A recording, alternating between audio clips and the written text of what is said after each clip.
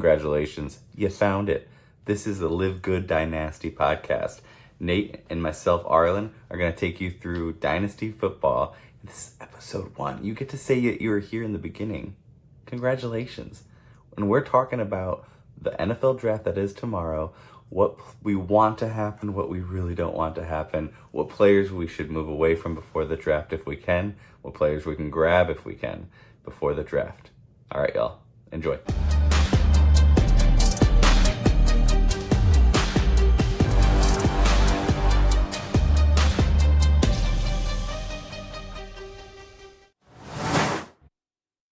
Woo! It's the 24th. The day is here. Welcome to Live Good Dynasty. What's up, Nate?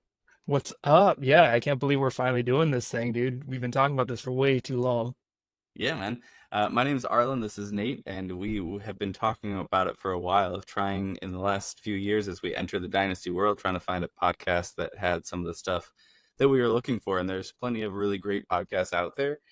We just wanted something a little bit more particular to what we were looking for, and we figured why not just have the conversation ourselves. Yeah, makes total sense. I've been rock and roll with Arlen, this lovely guy over here. My name's Nate, like he said, and we've been trying to figure out the best way to get content, and we figured, like he said, we're going to create this thing. So let's just get this thing underway. I want to really jump into our first topic here and understand how we can get a stronger understanding around what draft should look like.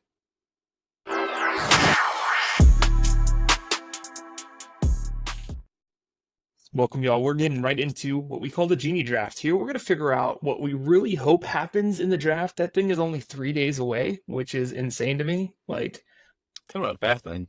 I know in our world, NFL season never really ends, so draft feels like it was yesterday, and then it's already here this year, so that's pretty cool.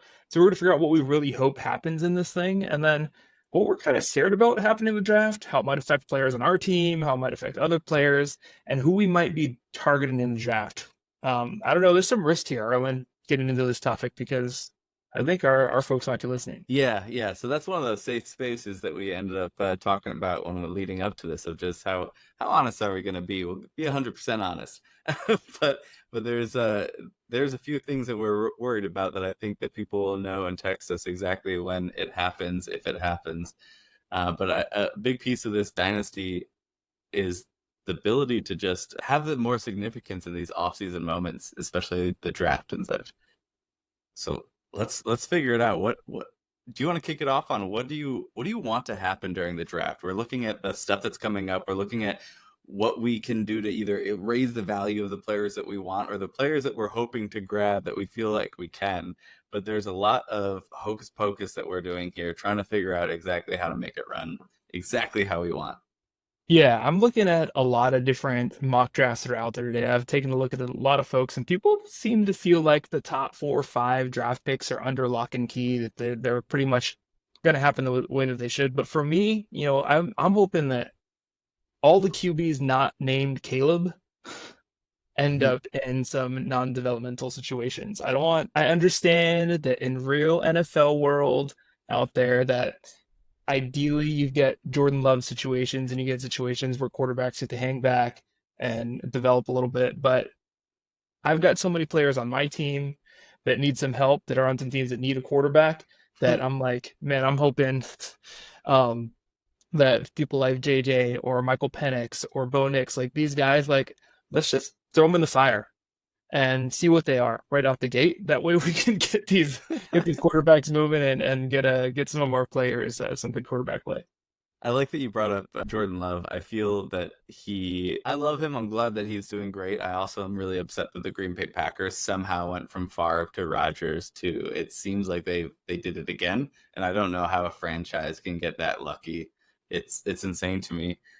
So you're basically saying, if I'm hearing you right, that you're hoping that these quarterbacks can get off to the right start with some actual firepower, because a lot of times these quarterbacks are drafted by teams who are obviously higher up in the draft order, which means they did not do so well, and they don't have a lot of supporting cast. Caleb Williams is probably one of the most shocking. I'm really excited to see what happens there. Not to say like I'm full bandwagon on it. I think it's obvious that he has a great talent, but what I'm full bandwagon on more than even the player is how often do we see a quarterback 101 go to a team that has so much firepower and ready to roll.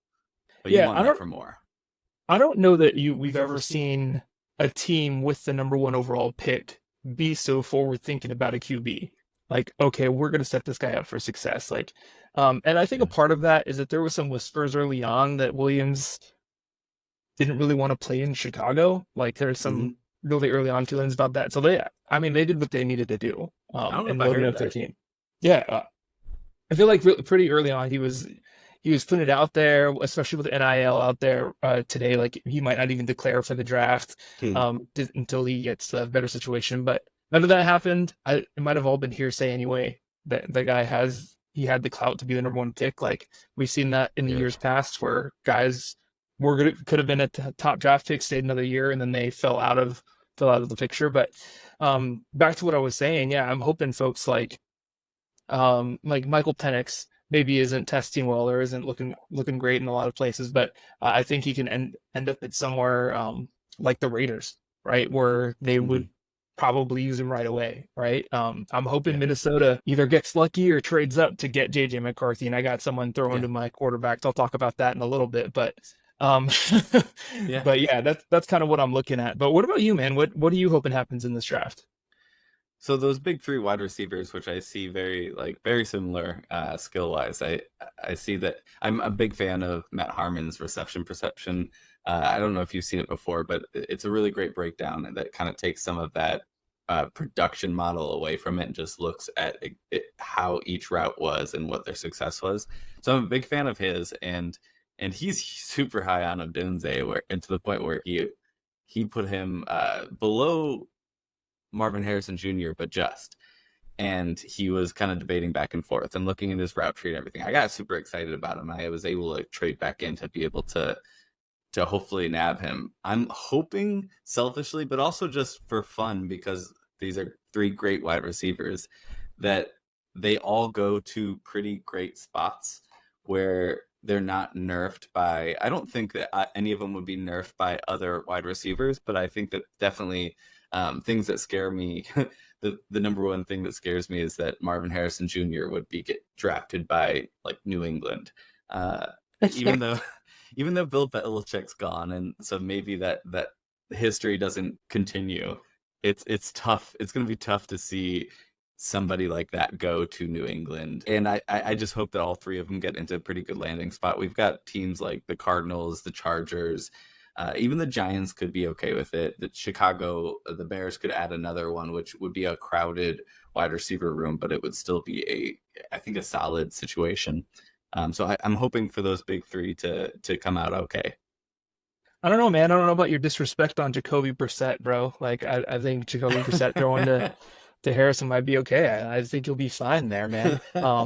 And for those that don't know that are out there in the world today, Arlen was able to figure out a way to connive his draft pieces to be 1.1 and 1.3. So he's getting two of these three guys anyway. So I'm thinking his ones here are pretty selfish, but they're, um, they're selfish.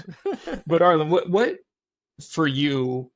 We think about probably in an offensive driven first round and they keep their picks, the Cardinals and the Chargers will probably grab two of those three wide receivers. Where's that Yeah. third spot do you think would be great for Odunze or Neighbors? I think you mentioned the Giants, like that would make me nervous personally with Daniel Jones back there, but where else do you think might be a good fit for those guys? I mean, I think the Giants would be a great fit, but I think at that point, uh, there's so many strong offensive tackles in the draft where I feel like this might be one of the drafts where defensive players go a little bit further down, and what we're really Mm, focused on is quarterbacks, wide receivers, and offensive tackles in the yeah. first, I don't know, 8, 10 picks. And I think at that point that we're looking at the Colts being a possibility that would be really exciting. I think Mm, that the Bears, again, even though it's crowded, I think that you have Keenan Allen as an aging wide receiver. DJ Moore paired up with one of those could be really successful, and they could both have a lot of fantasy success if Caleb Williams is who everybody says they are. Uh, so I think those two teams stand out to me. I don't know if there's another team that you feel like pops off of within the first 10, 15 picks that could either move up or just grab it where they're at. No, I think you laid it out. I agree with you with a couple of those. With Chicago, I think you're right about that, especially if they get Caleb Williams like up front, connection with other rookie quarterbacks back there. I mean, other rookie wide receivers. We've seen that work in the past as they grow together in the rookie mini camps and all that kind of stuff. You see that pop off really quick. So I think that would be a good situation for one of them as well. So great call. But what about not wanting? What are you scared of, man? What are you worried about here? Oof. All right, so I have another selfish. You can see how I approach this. I have another selfish one with.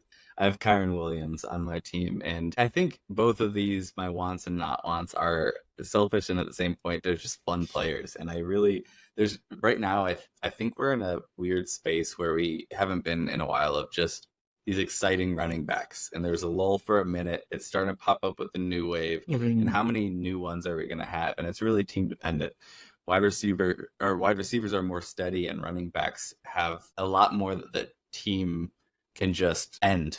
There's a lot more control for the team to just end that like run, and it happens a lot faster. So Kyron Williams is a really exciting player, and I'm afraid that they will repeat history and draft a running back. I don't think that they will. I think that McVay really likes Kyron Williams, but anytime, and this is a really big piece with running backs in general, and why I have a very zero running back philosophy to dynasty football is they just it can change from year to year. You can have a James Robinson that comes out of nowhere, but he's Mhm. undrafted and the team doesn't owe him anything, so they move forward. And I don't know the exact. It was either fourth or fifth round, I think, for Kyron Williams. But it's easy for a team to move on from that investment and just grab a new guy. And I don't think there are a lot of strong running backs in this draft class. But that also might just lead to a them dropping. There's a value guy and they grab him, and it messes some things up.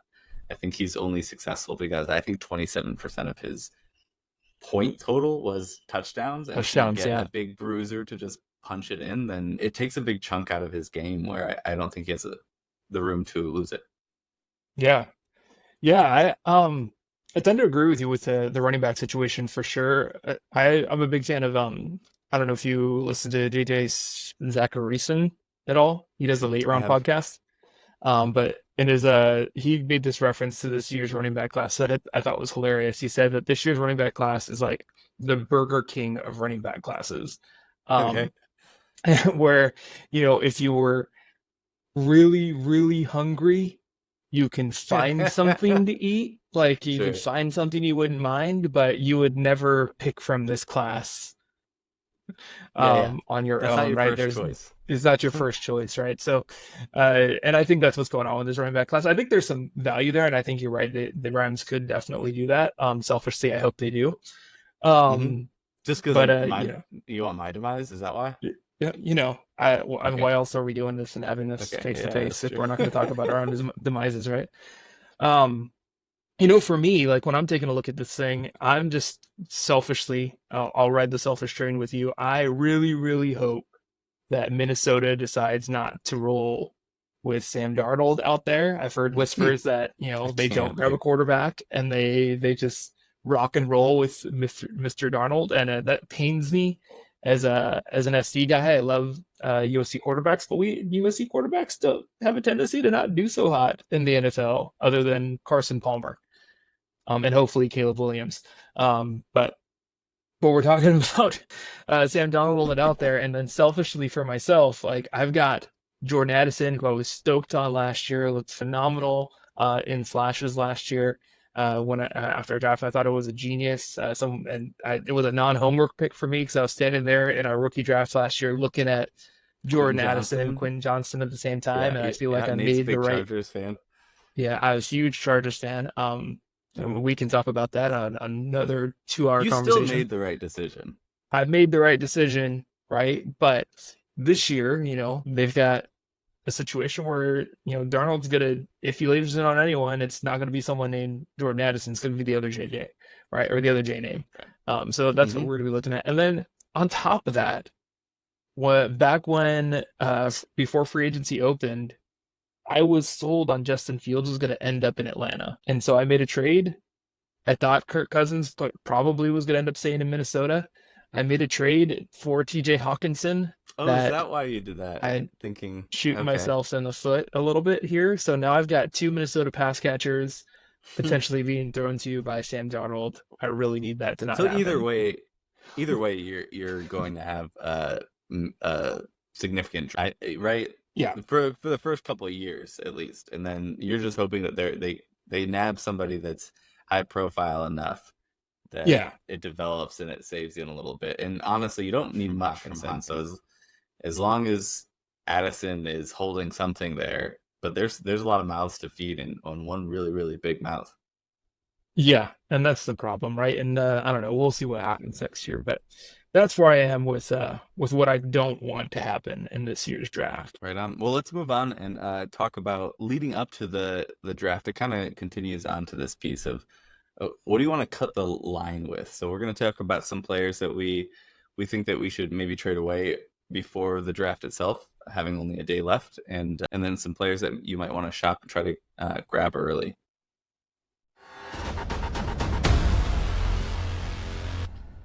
The Cowboy running backs are.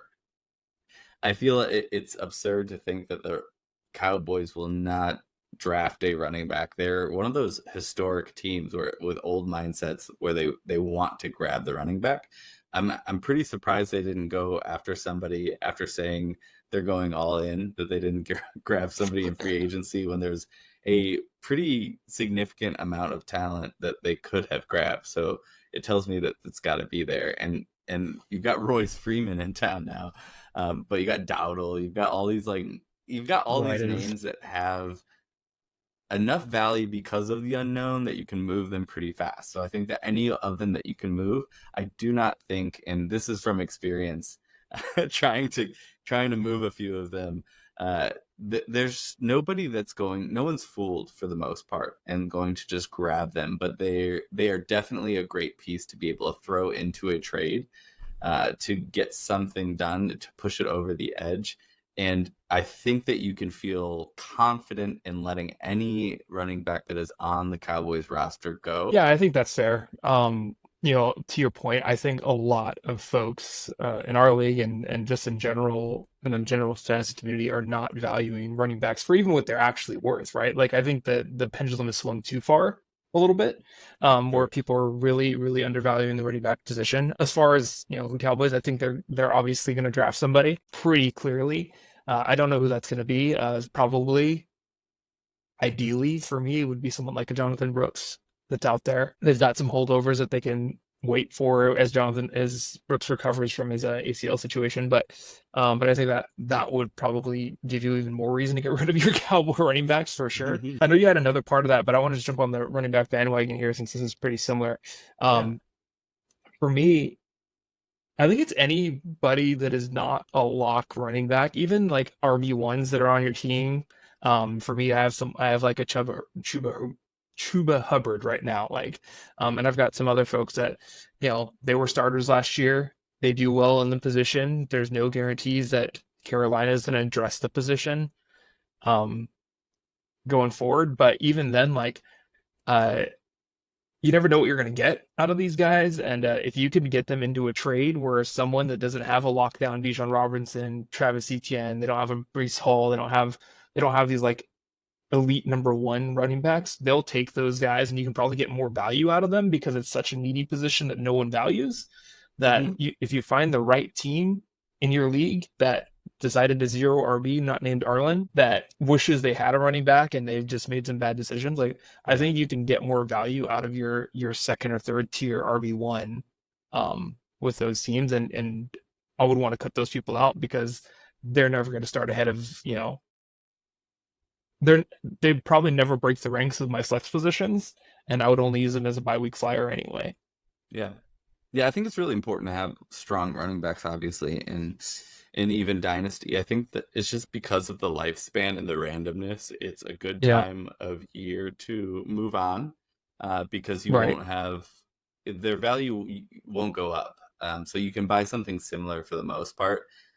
For most running backs, you can buy something similar after the draft or closer to the season or in the middle of the season before the trade deadline, if you Yeah. feel like you're making a playoff run, where you can completely have a player's value be destroyed more than most other positions with running back Right. because of the draft itself in some of these off-season moves. So I feel like, I mean, I tried to move Kyron myself, even loving the player and thinking like being confident in his place, but I feel like, his value is at it. We were close on a 102 for Kyron, and I, Yeah. those are the things that you can kind of move on from a great player from, just because you're looking at the value where it is currently. Yeah, and I think in that situation, you'd definitely be striking when the iron is hot. And to your point, when you're looking at your roster construction, you can probably, especially if you have draft picks later in the draft, like I could use a 3, 4, or 5 on a flyer running back and probably get similar value to like probably find a bye week flyer that would have been that third tier guy that I had on my team anyway. Yeah, And then, if you're watching the waiver wire, if you're really in it, and that's the beautiful thing about Dynasty, right? Like anything can happen at any time. So if you're paying attention year long, like if you're not going to commit to year long, at least having some sort of notification medium up yeah, uh, yeah, to be able to follow up with what's going on in the league, like I wouldn't play Dynasty, to be honest. Like, because there's going to be people in your league, like you and I and a couple other folks that will just jump in there and pounce on like this guy showing up in training camp. Like no one's ever heard of this third tier sure. running back, sign off the undrafted guy, and you can find that and fill it into your flex spots or your third tier spots where you don't need to worry about that, and you can trade away guys with a name.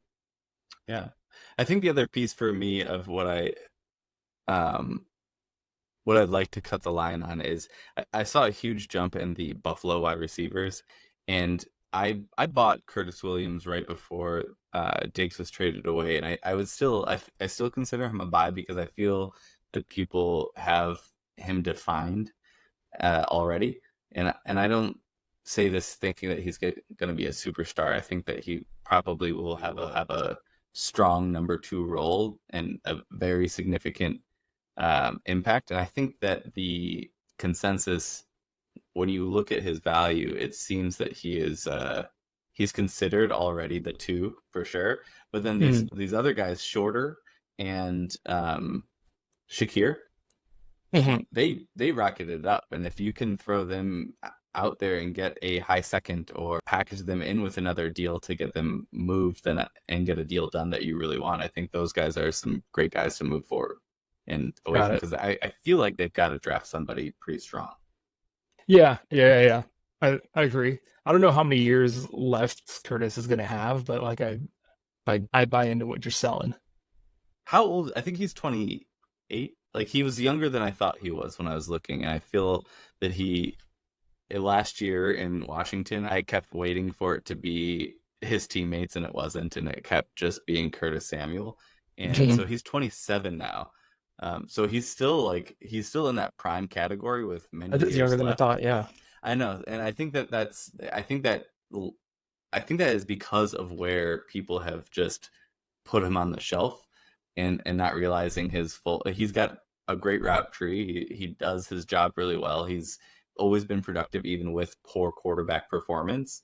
And you're going to Josh Allen. There is a chance, I think, that he is way bigger than we think, and I don't think his value reflects that. But I think his downside, his floor is so high that it's worth just grabbing him if you can.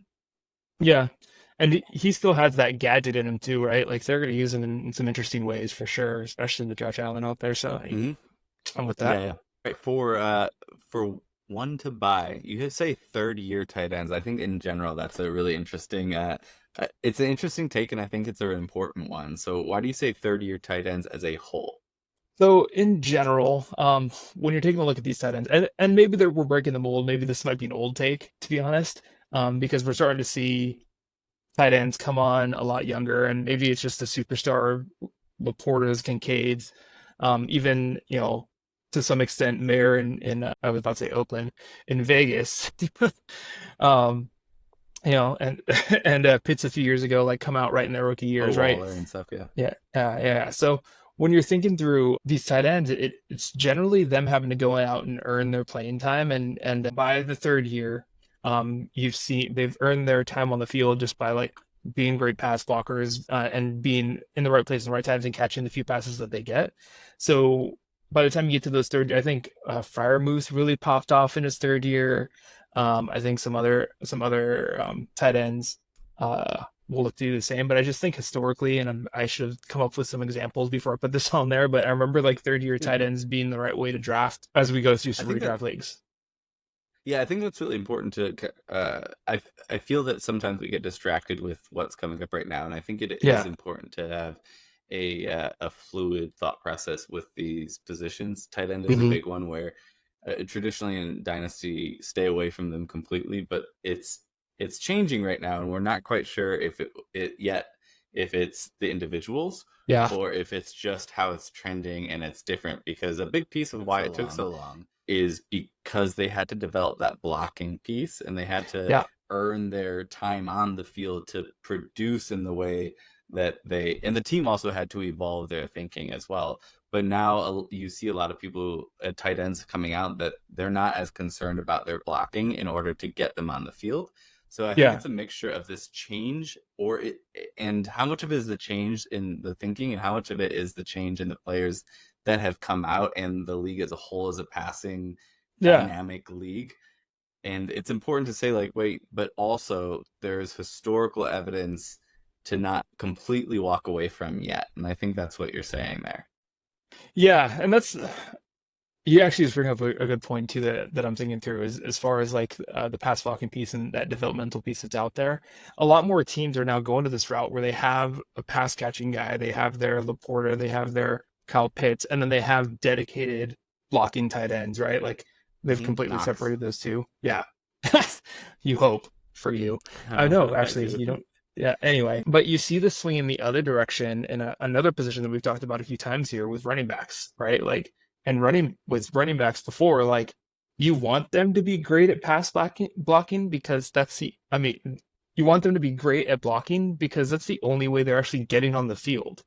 Now, like, when they've got a three-headed monster or a two-headed monster, on the team, like the guy that does the best pass blocking is the guy that's going to be on the field the most and the most Mm-hmm. opportunity for the dump offs and things like that. So like it's for tight ends, you wanted to be the guy that was on the field the most because of their pass blocking ability, but now it's kind of the running back position that feeds that way. Yeah, that's true. I think that I wonder if that's going to be because traditionally I think running backs are the easiest out of high school to predict if they're going to be successful and not. Sure. Wide receivers are next, and tight end is last. And I think that those three positions, though, I think that there is a chance that it switches, and some running back pieces get a little harder to predict as tight ends become these like alpha wide receivers that are coming out. I think regardless of what happens, as we called out already, I'm a shameless Chargers fan, so I will probably react to whatever they. But yeah, looking forward to it, man. This has been fun. And if no one ever hears this, we're having fun out of it. And if you're getting something out of this, that's awesome. We're here for just providing the content. Treat yourselves well out there. Have fun. Remember, we play a game that's all about fantasy. And if you enjoyed what you had here, like and subscribe. Bye.